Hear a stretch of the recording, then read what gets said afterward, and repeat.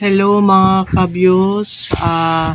Ngayon ay naghahanda tayo ng konting pang celebration dahil araw ng mga puso.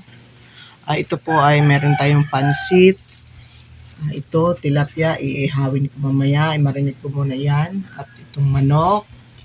At magandang umaga, magandang tanghali, magandang hapon at magandang gabi sa inyong lahat at sa buong mundo. Mamaya po makikita nyo po ang aking nilulutong kunting celebration kasama aking mga anak. Sa ngayon, i-prepare ko muna mga kabyos. Yan mga kabyos, yung i-prepare ko kanina, yan na po, sinalang ko na po sa ihawan.